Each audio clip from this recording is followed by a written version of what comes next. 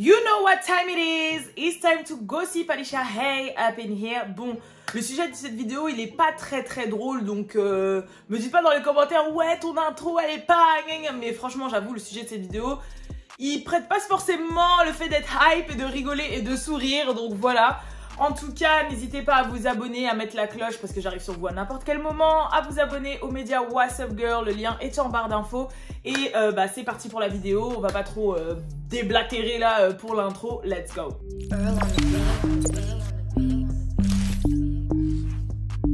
Real ass bitch, give a fuck about a nigga. Alors, je vous avais déjà fait une première vidéo sur ce sujet par rapport à l'affaire T.I. et Tiny et l'affaire d'abus sexuels, etc. Je vous invite, si vous savez pas de quoi je parle, à aller regarder la première vidéo parce que je pense que vous allez pas trop suivre du coup celle-ci si vous n'êtes pas au courant. Donc en fait, il y a du nouveau sur cette affaire. Alors, la toute première chose par laquelle je voulais commencer, c'est que je voulais faire une vidéo, je me rappelle, sur ça, mais c'était archi court. En fait, il y a eu un peu un ascenseur émotionnel, on peut dire ça comme ça, pas un ascenseur émotionnel, parce que... mais en gros, il y a eu un ascenseur, je sais pas un ascenseur de quoi, mais vous allez comprendre par rapport à cette affaire. Donc, comme je vous l'avais dit en première vidéo, voilà, ils avaient été accusés par plusieurs femmes d'abus, d'avoir pris de leur avoir fait prendre de la drogue, etc., séquestration et tout, enfin plein de trucs. Et... en fait, vous avez aussi, j'avais fini la vidéo sur le fait qu'il y avait l'avocate des stars un peu connues, Lisa Bloom, notamment celle qui s'était occupée de l'affaire Usher, de l'affaire Blac Chyna avec Rob Kardashian, etc., qui était sur l'affaire et qui avait décidé de défendre une partie des jeunes femmes qui accusaient T.I. et Tiny. Donc en fait, il y a eu du nouveau par rapport à ça. Et j'avais vu passer plusieurs articles, il y a de ça peut-être 2 semaines, un truc comme ça, qui disaient que en fait T.I. et Tiny étaient sortis d'affaires et que il y avait eu un settlement. Donc Lisa Bloom aussi, elle est connue pour ça, pour faire des settlements, donc en fait des arrangements entre la victime et les accusés. Voilà, on vous donne moyennant finance de certains millions de dollars et vous fermez votre bouche et vous arrêtez vous enlevez votre plainte, etc. Et en fait, c'est ce qui avait été dit, comme quoi ils étaient sortis d'affaires parce qu'il y avait eu un arrangement, blablabla. Mais voilà, il y a eu, je crois que c'était hier ou avant-hier, du nouveau par rapport à tout ça. Et c'est pas du petit nouveau, en fait. Et malheureusement, je peux vous dire que ça a l'air d'être vraiment très mal vraiment très mal barré pour T.I. et Tiny. Et si jamais ils ont vraiment fait ce qu'ils ont fait, heureusement qu'ils sont mal barrés. Maintenant, attention, ce que je dis, c'est des... en gros, c'est... j'allais dire c'est des faits, oui, parce que là, il y a avocat, tout ça, mais dans le sens où rien... Ils n'ont pas encore passé devant la justice, rien encore n'a été prouvé, c'est ce qui se dit, c'est ce qu'il se fait, mais voilà, donc on va rester objectif, mais en tout cas, je peux dire que... De toute façon, vous allez voir. Donc, première chose... Faut savoir, après cette histoire de settlement, qu'en fait, il y a un autre avocat qui a décidé de représenter 11 autres jeunes femmes face à T.I. et Tiny. Donc cet avocat, il s'appelle Tyrone Blackburn, ok? Tyrone, désolé, on a dit que c'était pas un sujet pour rigoler, mais quand je vois les blazes un peu comme ça, Tyrone, Ray Sean, ça me fait un peu sourire. Mais bref, et en tout cas, cet avocat, il a décidé de défendre donc, comme je vous l'ai dit, 11 nouvelles femmes. Faut savoir que ces 11 nouvelles femmes-là, elles ne se connaissent pas, ni d'Adam ni d'Ève, et pourtant leur histoire se ressemble, genre c'est un peu le même mode opératoire pour les 11 histoires. Alors, faut savoir que... j'ai une petite note ici, parce que c'est un peu compliqué les trucs juridiques. Alors, faut savoir que l'affaire est représentée dans 2 États, donc celui de Californie et celui de Georgia, donc de Géorgie. Donc bien sûr, T.I. et Tiny sont originaires d'Atlanta, qui est la capitale de l'État de Géorgie, donc du coup, je pense que c'est normal, sachant qu'ils sont originaires de là-bas et que Atlanta aussi est la capitale du hip-hop et même de tout ce qui est la culture qu'il y a autour. C'est une grande place dans la culture, etc. Et T.I. est une grosse entité là-bas, il a même un musée de la trap à lui là-bas, c'est une grosse image. Chez Atlanta, il représente Atlanta, donc voilà. Et aussi à Los Angeles, du coup, en Californie, parce que c'est là-bas que tout se passe au niveau business, du divertissement et de la musique. On sait très bien que c'est à Los Angeles que tout se passe, donc pour moi ça m'a paru logique que ce soit sur les 2 États, parce qu'en fait les faits dont ils sont accusés se seraient passés en Géorgie et en Californie. Donc ça c'est premier point. Deuxième point, donc du coup, là maintenant il y a les chefs d'accusation qui sont sortis. Et donc T.I. et Tiny sont accusés d'abus sexuels, de kidnapping, d'ingestion de drogue et de narcotiques, d'ingestion de drogue et de narcotiques illégales forcées, de séquestration, de menaces. Et en gros voilà, ils sont accusés de ça. Donc T.I. et Tiny sont accusés de ça, et certains membres de leur entourage aussi sont accusés parce que forcément ils auraient des complices. Et que les faits sont entre 2005 et 2018. Voilà, donc il faut savoir que pour les 11 jeunes femmes qui ont porté plainte, les faits remontent à voilà, la fourchette des faits, c'est 2005 et 2018. Comme je vous l'ai dit, les 11 femmes ne se connaissent pas, mais l'avocat a dit que les 11 histoires se ressemblent et que c'est le même opératoire. Donc il a fait aussi plusieurs déclarations, cet avocat. Tous les faits en fait remonteraient, ce serait passé soit dans un hôtel, soit dans un bus de tournée, dans lequel ces jeunes femmes ont été forcées par Tiny à ingérer des drogues ou à en administrer à leur insu afin de nuire à leur capacité de consentir à des actes sexuels ignobles, etc. Enfin bref, voilà, il y a plein de choses comme ça. Et là, en fait, c'est là où ça se corse un peu. Déjà, il faut savoir qu'on en sait un peu plus sur certaines histoires, 3 notamment. Donc déjà, il y a une première femme qui a parlé, qui dit que les faits remonteraient à lorsqu'elle avait 23 ans en 2005 à Los Angeles. Donc c'est cette femme qui parle là, c'est une vétérane de la Air Force. Donc il faut savoir que les États-Unis, dans leur armée, je crois que c'est un peu comme en France, tu vois, il y a l'armée de terre, l'armée de l'air, l'armée de la mer et tout. Bah, eux c'est pareil, ils ont les Marines, la US Army, la Air Force, etc. Donc cette femme-là, c'est une vétérane de la Air Force, donc une retraitée, elle était dans la Air Force pendant 5 ans. Elle a dit, voilà, donc 23 ans au moment des faits, en 2005. Elle les a rencontrés dans un club de Los Angeles. Tiny lui aurait servi un verre à elle et à son amie, donc elle était avec une copine, et dans l'heure, elle se serait sentie très mal et très malade. Donc elle aussi, elle précise qu'elle se rappelle qu'à cette soirée-là, elle n'avait bu seulement que 2 verres, dont un dont elle s'était servie elle-même et l'autre que c'était Tiny, donc pour elle, il n'y a pas forcément de doute. Sachant que son amie aussi, à qui Tiny avait donné un verre, s'était aussi senti mal, les deux dans l'heure, juste après, enfin voilà. Donc ensuite, ce qui s'est passé, c'est que comme elle se sentait mal, T.I. et Tiny les auraient invitées dans leur chambre d'hôtel pour justement prendre soin d'elle.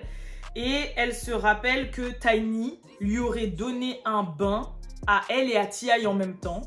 Donc là c'est un peu creepy quand même, mais bon, si t'as des victimes et que tu dois faire des trucs avec, autant qu'elles soient propres. Hein.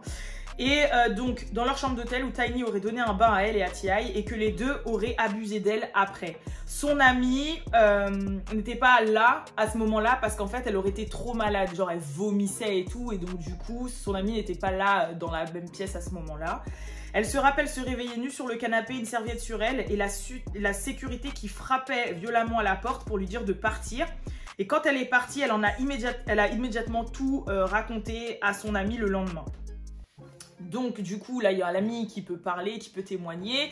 Et aussi, cette histoire de se retrouver nue le lendemain dans un lit ou dans un canapé, on en a déjà entendu parler, notamment dans la première vidéo dont je vous ai parlé. Donc voilà. Ensuite, il y a une autre femme qui a parlé, qui a dit qu'elle avait rencontré Tiny, qu'elle était devenue amie avec Tiny parce qu'elle était stagiaire, en fait. Qu'elle était stagiaire chez T.I. et Tiny. Et en gros, elle a dit que T.I. l'a forcée à prendre de l'ecstasy et l'a forcée à avoir des rapports avec différentes autres femmes contre sa volonté. Et elle a été témoin de plusieurs autres femmes se plaignant d'avoir été kidnappées et séquestrées. Excusez-moi. Donc en fait, elle, c'est comme elle travaillait avec eux, pour eux, et qu'elle s'était liée d'amitié avec Tiny, voilà, elle explique que en fait, il lui faisait prendre des drogues, etc. Et en plus d'avoir des relations avec d'autres jeunes femmes, et que ces jeunes femmes-là, quand ils s'exprimaient, disaient qu'elles étaient là contre leur gré et tout aussi. Faut savoir aussi, notamment, je vous parlerai de l'histoire la plus grave un peu plus tard dans la vidéo, parce que je me rappelle que j'ai pas noté ça, donc il faut que je transfère et après je vous expliquerai. Mais cette histoire, je crois que c'est la pire de ce que je viens de vous raconter. Mais un des trucs aussi qui laisse dire que c'est un peu chaud sur leurs fesses, en fait, c'est que le New York Times, donc le New York Times qui est un grand journal américain, hein, là on parle pas de Closer ou de People, tu vois, non, le New York Times a décidé aussi de mener l'enquête sur cette affaire. Donc c'est un journal, donc il y a des journalistes, donc ils ont comment on dit déjà, la possibilité de faire des enquêtes de ce style. Et en gros, le New York Times mène une enquête et a parlé à 5 des 11 jeunes femmes et leur famille et leur entourage. Et il faut savoir que donc ils ont vu, je sais plus si ils ont vu et ont aussi en leur possession des messages, des photos, des vidéos qui corroborent avec les événements. Donc c'est comme si moi je vous disais en gros ouais ça s'est passé à telle date, tel mois, en telle année, j'étais en soirée avec telle personne. Ça s'est passé comme ça, c'était le showcase de un tel et tout. Et en fait, bah, j'ai dans mon téléphone des vidéos de cette soirée. J'étais avec telle personne, c'était bien le showcase de T.I. et Tiny, je sais pas. On me voit en train de snapper dans le tour bus avec eux. Enfin voilà, plein de choses en fait qui prouvent que ce que je dis, c'est la vérité en gros. Donc voilà, et donc le New York Times est aussi sur leur côte et mène une enquête. Maintenant, la nouveauté qu'il y a eu aussi depuis hier, c'est qu'en fait, en plus des 11 victimes, il y en a 6 entre-temps qui se sont rajoutées. Et il y a eu, notamment dans les 6 personnes qui se sont rajoutées, il y a une mineure. Il y avait une mineure au moment des faits, de 17 ans. Et elle aussi, c'était une stagiaire de Tiny. Et bah, je vais transférer vite fait et je vais vous dire ce qui s'est passé. Mais c'est un petit peu violent, donc je vous dis, voilà, s'il y a des gens qui sont un peu sensibles ou qui sont pas très... Bon bref, vous avez compris. Au pire, je mettrai des... Blablabla, vous lirez sur mes lèvres. Mais ouais, c'est pas évident. Donc voilà, mais c'est quand même très très chaud pour leurs fesses, quoi, à T.I. et Tiny. Faut le savoir. Là, je vais vous lire le témoignage de cette jeune femme de 17 ans, du coup, qui était mineure au moment des faits. L'un des récits les plus troublants partagés dans les déclarations de Blackburn vient d'une femme qui dit avoir été une stagiaire pour le couple en 2006, alors qu'elle n'avait que 17 ans.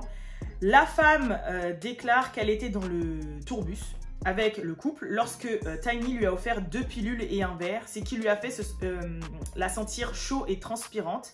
Elle a commencé à avoir des hallucinations et a eu l'impression de flotter. Apparemment, Tiny l'a conduite à l'arrière du bus dans une chambre où elle lui a dit de se déshabiller pour qu'elle puisse se rafraîchir. Et il y a même des guillemets, hein, c'est pour ça. Se rafraîchir. La victime déclare que lorsqu'elle a commencé à vomir, donc là, comme je vous dis, c'est un peu similaire à ce que l'ex-femme de l'armée là raconte, c'est pareil. Donc, commencer à vomir...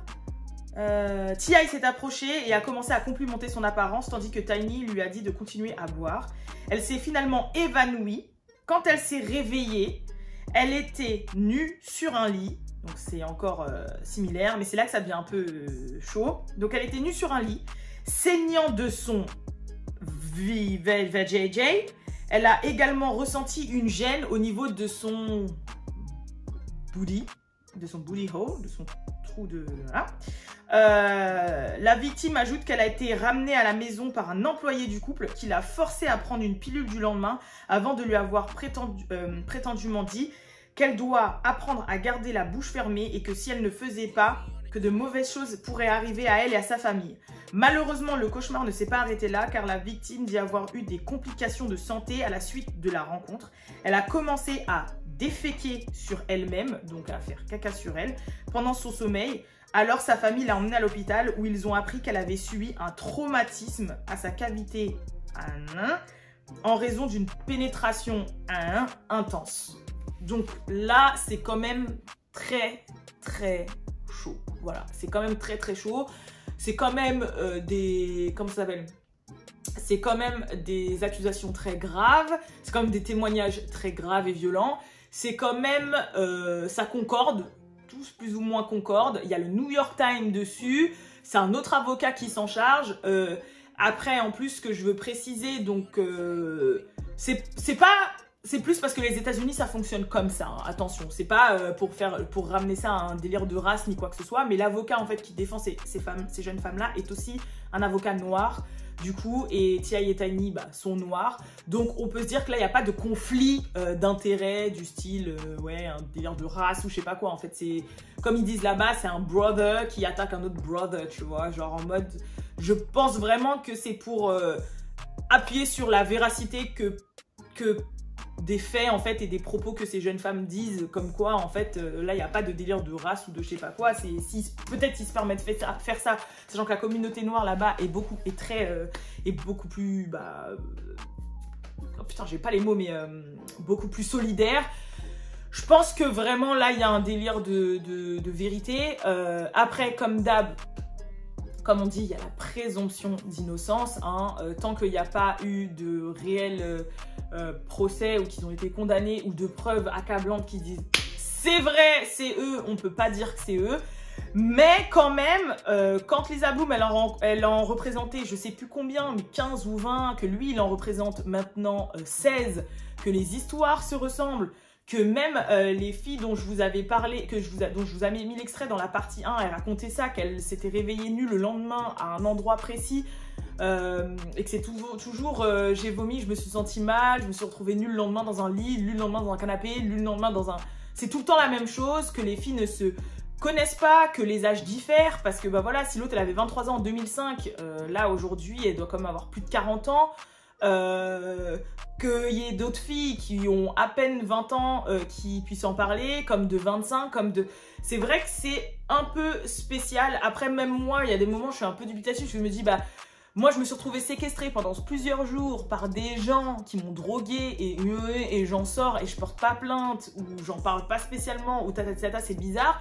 Mais quand j'ai lu ce témoignage-là et que j'ai compris qu'il y avait menaces derrière et qu'on sait que c'était des personnes très influentes et que aussi, je précise, je l'avais dit dans la première vidéo, qui disait forcément faire ces choses-là avec des jeunes femmes qui avaient forcément, soit c'était des jeunes, soit qui n'avaient pas la maturité, soit qui vivaient un style de vie assez difficile, soit qui n'étaient pas très fut-fut en fait dans leur tête, ou qui étaient éblouis par le business ou par leur statut parce qu'ils étaient fans, parce que c'était des groupies, voilà, plein de trucs comme ça.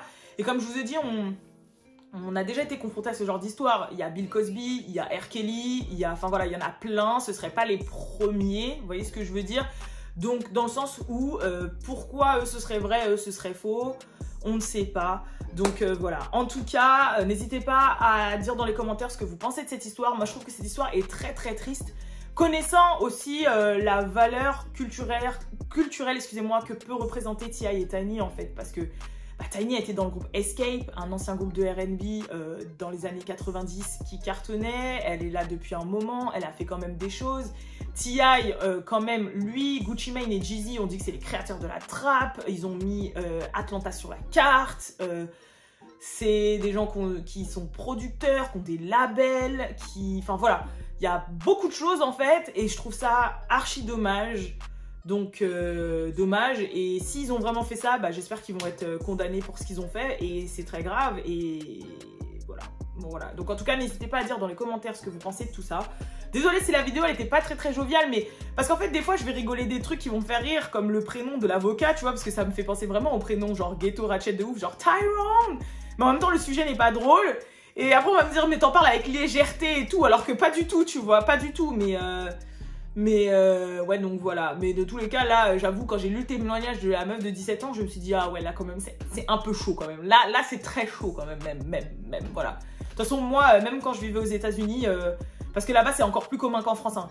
Mais déjà, je ne buvais pas pendant la soirée, ou si j'avais un verre, je mettais ma main au-dessus du verre. Si jamais je posais mon verre quelque part et que j'allais vadrouiller, quand je revenais, il était hors de question que je reprenne le même verre. La bouteille, je me servais, j'ouvrais la bouteille, que ce soit de coca comme d'alcool, tu vois, mais genre j'ouvrais la bouteille, je me servais moi-même. Enfin, c'est vraiment des codes que même mes parents, ils m'ont toujours dit ça et je l'ai toujours fait parce que ça fait vraiment peur et que ça n'arrive pas qu'aux autres. Et même pour vous raconter une petite anecdote, justement quand je vivais à Miami, donc en 2017 je vivais à Miami pour ceux qui ne savaient pas, parce que mon stage à l'étranger de 6 mois je l'ai passé là-bas. Ma maître de stage en fait elle avait des enfants qui étaient à l'université etc, et elle me racontait que justement ils avaient des stages de prévention à la drogue en soirée ou dans, vous savez, parce que aux États-Unis, dans l'université, il y a énormément de soirées de fraternité, de sororité et tout, les alpha, bêta, alpha là, comme Stepin et tout ça. Et elle me disait qu'en fait, ils avaient carrément des stages de prévention où ils faisaient un entraînement avec des bonbons, où ils devaient simuler une soirée. Et en fait, le but, c'était de mettre des bonbons dans les verres des gens sans que les gens s'en rendent compte. Et donc, il y avait des gens qui avaient l'habitude de faire ça, hein, qui le faisaient. Et elle me disait, ouais, que sa fille, elle avait à peine tourné la tête, que quand elle avait regardé son verre, elle avait genre 5 bonbons dans son verre et elle s'en était même pas rendu compte. Donc c'est très commun là-bas. Je pense que ça l'est en France quand même. Bon là c'est Covid donc il n'y a plus de soirée, mais ça l'est quand même.